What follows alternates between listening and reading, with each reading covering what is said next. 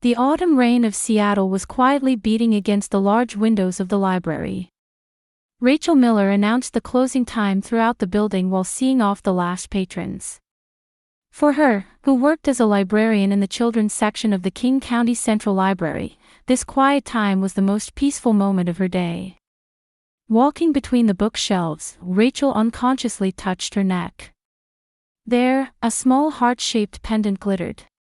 The necklace had a simple design with a small diamond set in a platinum base, and it was a memento of her late husband James. When combined with the necklace of the same design that James had worn, the two hearts became one. It was a pear necklace. 8 months ago, James had suddenly passed away from multiple organ failure. He had built the IT company, Tech Solutions Pacific, from scratch and was a person who had attracted attention as a young business leader in Seattle. James's sudden death, loved by many for his gentle smile and calm personality, had given a great shock to the people around him. The doctors were also puzzled by the unexplained rapid deterioration of his health and could only make a diagnosis of complications from viral infection. Rachel and James's married life had been short but filled with deep love. They had met through their shared hobby of reading and were a couple who enjoyed quiet, intellectual conversations. James would often visit Rachel's workplace, the library, between his busy work schedule, and it had become their daily routine to discuss new books together. The Miller family structure was complex. James's father, William, was known as the founder of Miller Properties, a large company that handled real estate development throughout the Seattle area. The fortune he had built was said to amount to billions of dollars, but symptoms of dementia had begun to appear 3 years ago, and currently his judgment ability had significantly declined. 3 years ago, William had married Susan. Susan was a beautiful woman who had graced magazine covers as a former fashion model. Her sophisticated appearance and sociable personality seemed to give new vitality to the elderly William. The pear necklace that Rachel wore was actually a gift from Susan. Last year, when they celebrated their 5th wedding anniversary, Susan had said, a special gift to symbolize family bonds, and presented the pear necklaces to Rachel and James. According to Susan, it was a one-of-a-kind piece specially made by a special jeweler, something befitting a couple pledging eternal love. After James's death, Rachel had been unable to take off this necklace. It was her last connection to her husband and the only way she could feel his love. Susan had also gently said, please treasure it for James's sake too. Currently, William's condition was worsening day by day. Due to the progression of dementia, he sometimes couldn't recognize family members' faces. However, Susan was devotedly caring for him and was praised by doctors and nurses. William is so fortunate to have met such a loving wife, the attending physician would often say. Rachel was also actively cooperating in caring for her father-in-law. She would always visit the Miller mansion on weekends and take care of William together with Susan. The relationship between the three appeared harmonious on the surface and looked like an ideal family from the outside. However, Rachel had recently begun to feel changes in her own physical condition. Chronic headaches and hand tremors continued, and she was sometimes attacked by dizziness. She told herself it was due to stress, but the symptoms were strikingly similar to what James had complained of before he died. Her colleagues at the library had also noticed her changes and expressed concern. As the sound of rain gradually intensified, Rachel turned off the library lights and quietly closed the door. From the end of October, Rachel's poor health gradually became more serious. The headaches when she woke up in the morning became more severe than before, and the tremor in her hands when drinking coffee became noticeable. During work at the library, she was suddenly attacked by dizziness and had to lean against the bookshelves many times. Her colleague Margaret spoke to her with concern. "Rachel, you look pale. Are you getting enough rest?" "I'm fine, Margaret. It's probably just the change of seasons," Rachel answered with a smile, but inwardly her anxiety was growing. That night, while preparing dinner at her apartment, Rachel suddenly remembered James's last few months. He too had complained of similar symptoms.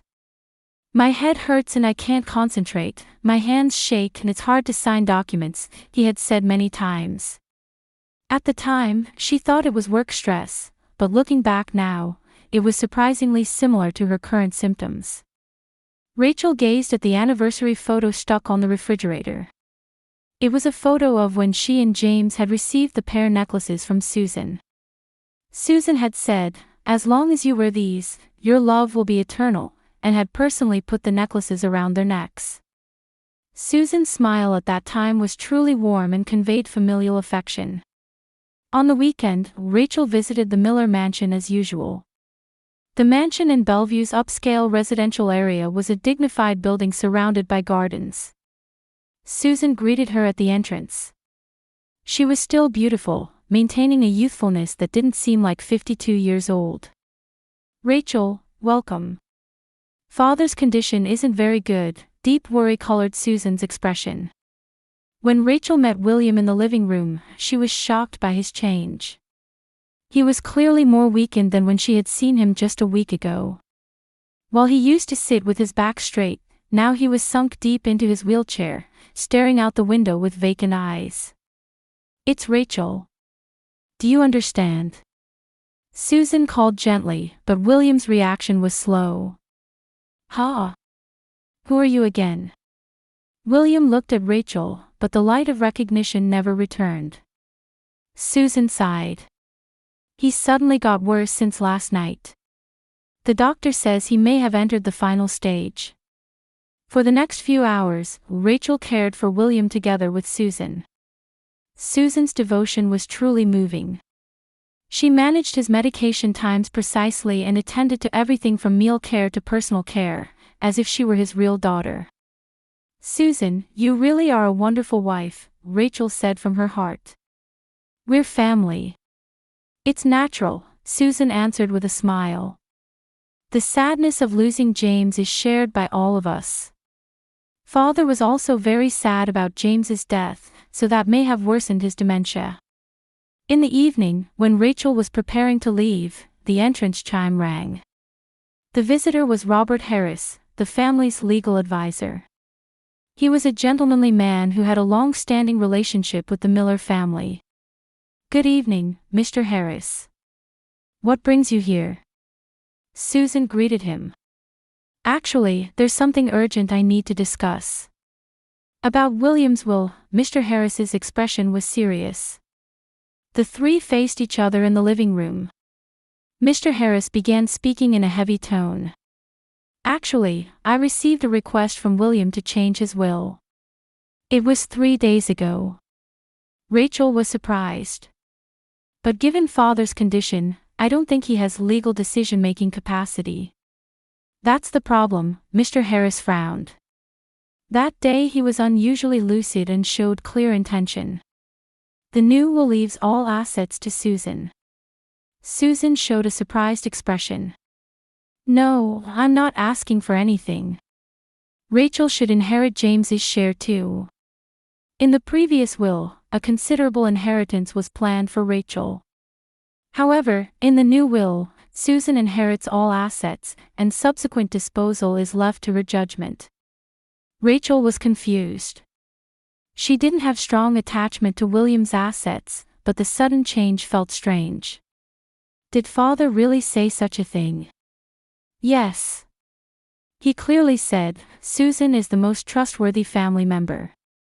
I want to entrust everything to her." That night, Rachel returned home with complex feelings. Seeing Susan's devoted care, she could understand William making such a judgment. However, something bothered her. The following week, Rachel's condition worsened further. Getting up in the morning became painful, and nausea during work at the library increased. Finally, persuaded by her colleagues, she decided to undergo medical examination at the hospital. "It's probably just stress and fatigue," Rachel told herself. "I just haven't recovered from James's death." However, inwardly, fear was sprouting. James had also started with similar symptoms and quickly became seriously ill. The anxiety that she might be following the same path began to dominate her mind. Looking at her face in the mirror, her cheeks were hollow and there were deep circles under her eyes. Only the pear necklace glittering at her neck reminded her of the once happy days. "James, what's happening to me?" Rachel whispered softly. On a cold November morning, Rachel was waiting for her examination in the waiting room of Seattle General Hospital. As her poor health continued, she had finally decided to undergo a comprehensive medical checkup at her colleague's strong recommendation. While sitting in the waiting room chair, she unconsciously touched the pear necklace at her neck. This necklace, filled with memories of James, was her only support that could ease her anxious feelings. "Rachel Miller," a nurse's voice echoed. When she entered the examination room, a middle-aged Indian male doctor greeted her with a warm smile. His name tag read Dr. Rajesh Patel. "What symptoms brought you here today?" Rachel explained her symptoms in detail. Chronic headaches, hand tremors, dizziness, nausea, and recently, decreased concentration had been added. Dr. Patel listened while taking careful notes. "When did these symptoms begin?" "About 2 months ago, I suppose. At first it was just mild headaches, but they gradually got worse." "Are there any stress factors? Family illness or work problems?" Rachel hesitated a little before answering. "I lost my husband 8 months ago. Also, my father-in-law has dementia, and I help with his care."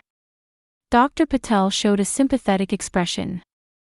"That must have been very difficult. What was your husband's cause of death?" "Multiple organ failure."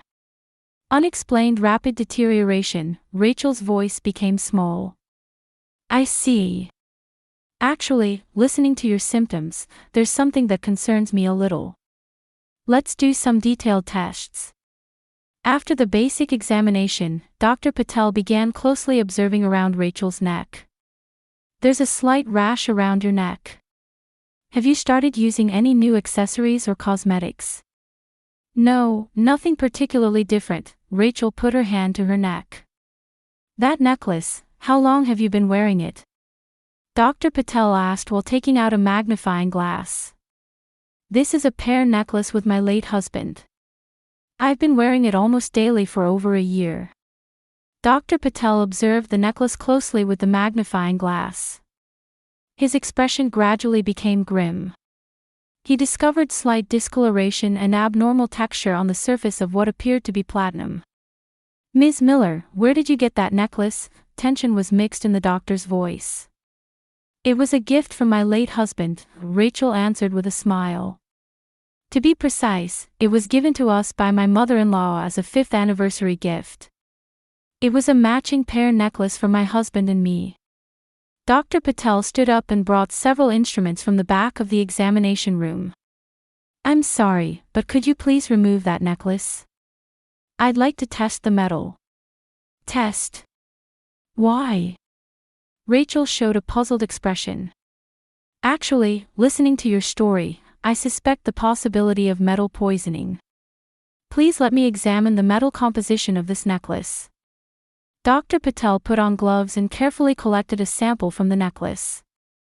When he put it in a portable metal analysis device, the results came out immediately. The doctor's face turned pale. The doctor checked the device screen multiple times. "Unbelievable. Is there a problem?" Rachel's voice was trembling. "Ms. Miller, this necklace contains illegal concentrations of lead and mercury. Furthermore, other toxic heavy metals have been detected.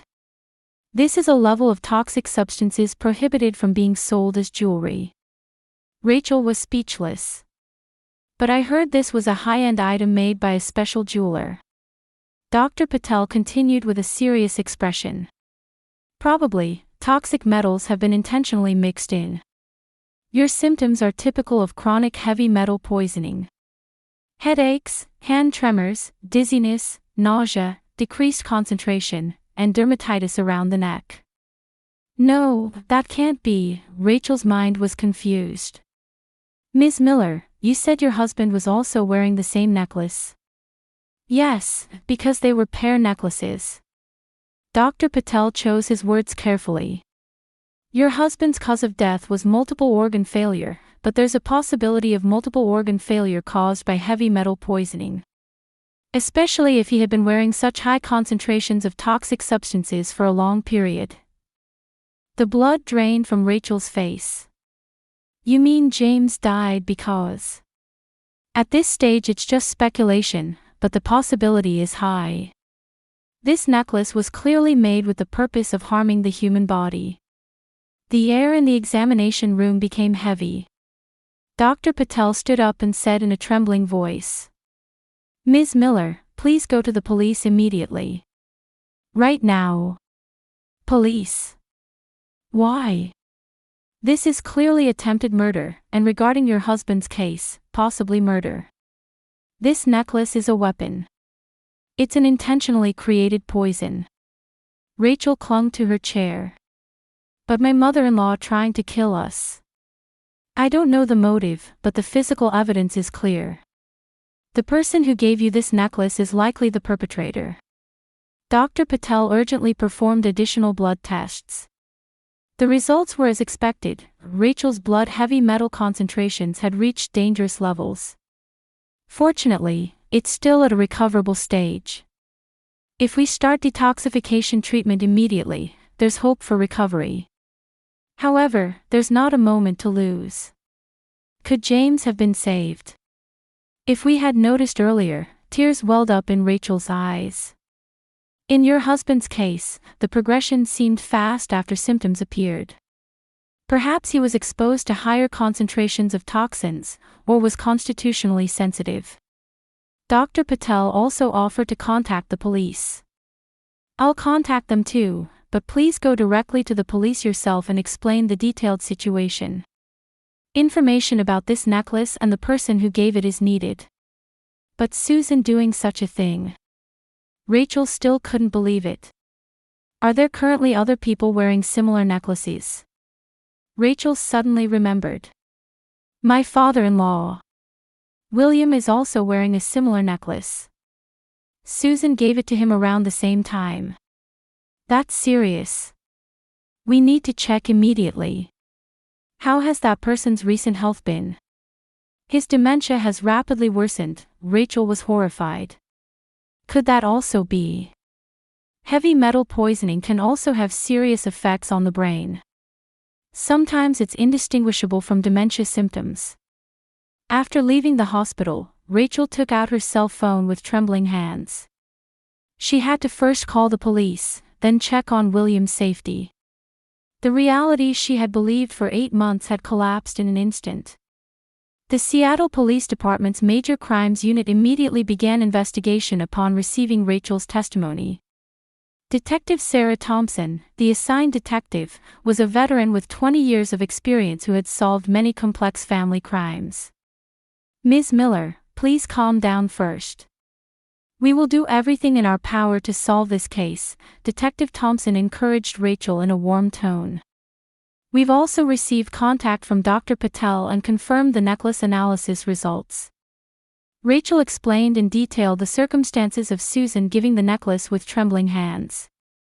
She told how Susan had said it was a 5th anniversary commemorative gift, specially made by a special jeweler, how she and James had joyfully accepted it, and how William was currently wearing a similar necklace. Could you please check on my father-in-law's condition immediately? He's also exposed to the same danger, Rachel pleaded. Detective Thompson immediately dispatched ambulances and patrol cars to the Miller house. We're heading to the scene too. Please come with us. We need to confirm the situation.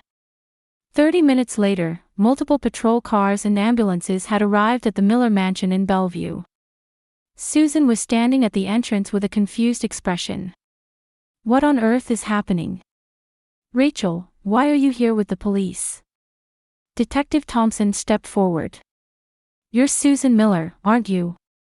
I'm Detective Thompson from Seattle Police. We urgently need to confirm something about William Miller's condition. Father is resting. But why the police? Agitation was visible in Susan's voice.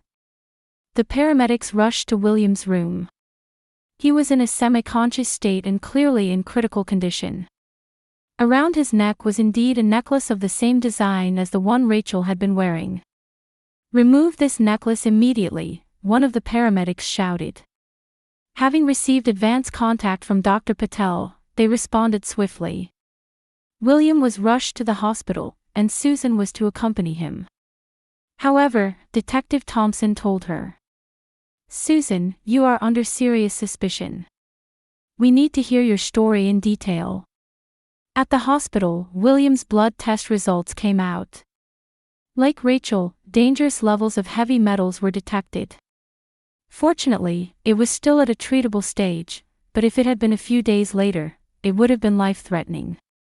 Meanwhile, police requested the forensic team to re-examine James's cause of death for reinvestigation.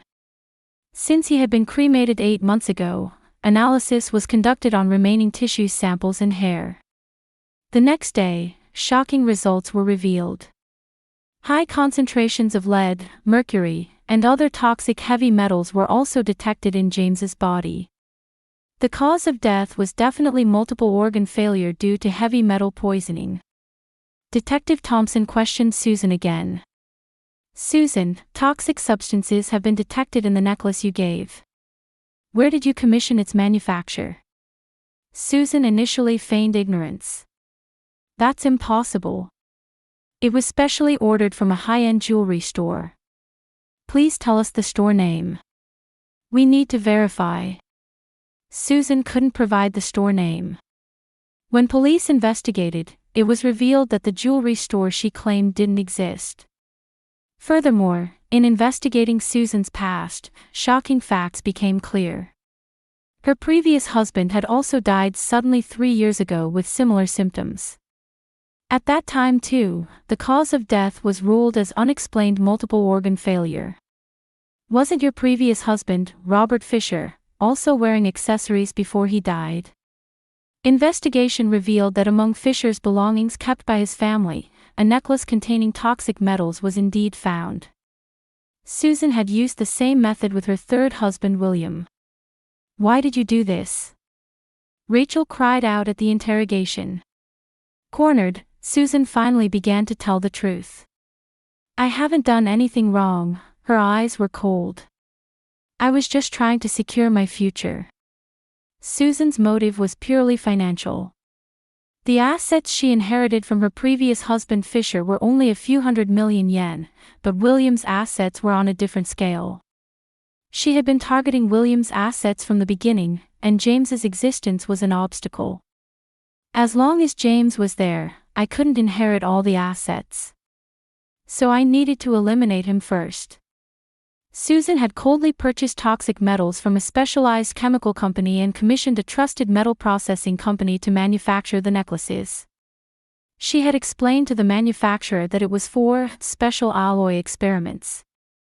"When I saw you both happily accepting the necklaces, I was confident the plan was proceeding perfectly."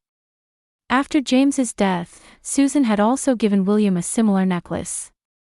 The progression of dementia was accelerated by the effects of heavy metal poisoning on the brain, and the will change had been realized according to her plan.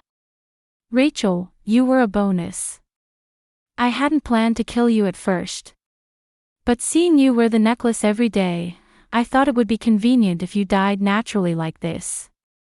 Rachel was speechless with anger and sadness.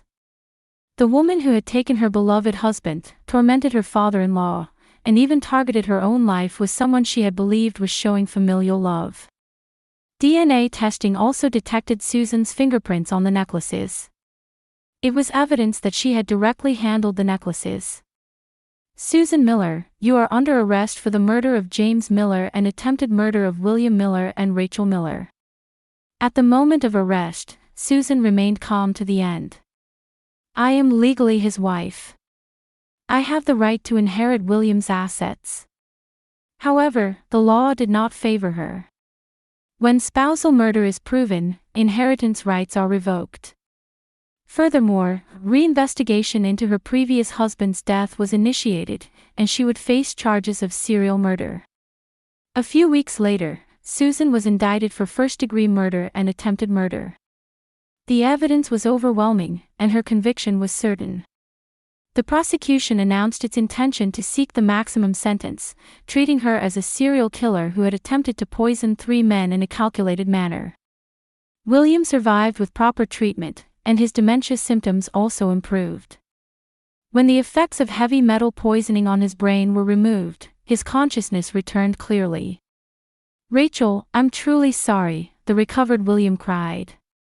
"I was deceived by that woman. To lose James and endanger you too." Rachel herself had also recovered her health through detoxification treatment. However, her beloved husband would never return. Due to Susan's cold-blooded plan, their happy married life had been stolen forever. In court, Susan showed no remorse to the end. "I only did what was necessary to survive." Her words deeply wounded the hearts of Rachel and William, who were in the gallery. The jury's verdict was unanimous guilty. Susan Miller was sentenced to life imprisonment without parole. The cold-blooded serial murder case targeting William's fortune, said to be $2 billion, thus came to a close. 1 year after the incident, Rachel was reading to children in the children's section of the library. Although the same peaceful daily life had returned as before, there was a deep change in her heart. A new necklace glittered at her neck. This time it was a simple silver pendant purchased from a real jewelry store. William's recovery was surprising even to the doctors. With the elimination of heavy metals, his dementia symptoms improved dramatically, and he regained his former sharp judgment. After the incident, he rewrote his will again, officially designating Rachel as his heir. However, more importantly, a true family bond had been born between them. "Rachel, if you hadn't been there, I would have died," William said this many times. Even without blood relations, he had come to love her as his true daughter. The two established the James Miller Memorial Foundation. They decided to invest their fortune in supporting victims of domestic crimes and medical research for early detection and treatment of heavy metal poisoning. The foundation's activities embodied their wish to reduce even one person from suffering similar harm. Rachel visited William's mansion on weekends. This time not for care, but to spend time as a real family. They walked through the gardens together and shared memories of James.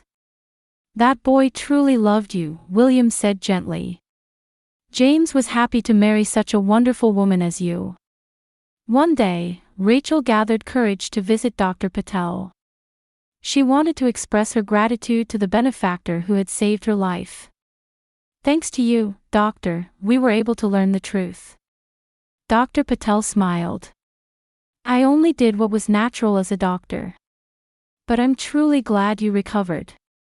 He continued, "Actually, this case prompted the hospital to introduce a testing protocol for heavy metal poisoning from jewelry, to prevent similar harm." In Rachel's heart, love for James was still deeply engraved. However, strangely, feelings of hatred or revenge didn't arise. Rather than hating Susan, she wanted to cherish the beautiful memories with James. Her work at the library also took on new meaning. While reading to children, Rachel began conveying the importance of family. She taught that true family is not about blood relations or formalities, but relationships where people truly cherish each other from the heart. William also changed. He came to value human connections over wealth and actively participated in local charitable activities. "I want to help as many people as possible with my remaining time," this became his new purpose in life. Susan was serving a life sentence in prison. She had requested visits, but Rachel declined. There was no need to be involved with her anymore. From people who saw the news coverage, Rachel received many letters of encouragement. Some were from people who had similar experiences of being betrayed by family. Reading these letters, Rachel learned that she wasn't a special victim. As seasons turned, James's third memorial service arrived. Rachel and William quietly offered prayers at his grave. "James, we learned the truth. The person who made you suffer has been judged," William whispered softly. Rachel touched the gravestone and thought. The sadness of losing a loved one never disappears. However, that love is never wasted. Her love for James nurtured a new family bond with William and led to establishing a foundation that helps many people. Rachel had experienced firsthand the terror of people pretending to be family, but at the same time learned how precious true family bonds are. Even without blood relations, relationships where people truly trust and support each other, that is true family. As the setting sun illuminated the cemetery, Rachel and William quietly headed home. They had lost much, but what they had gained was also significant. They had found true familial love and trust, and a new life purpose of helping others.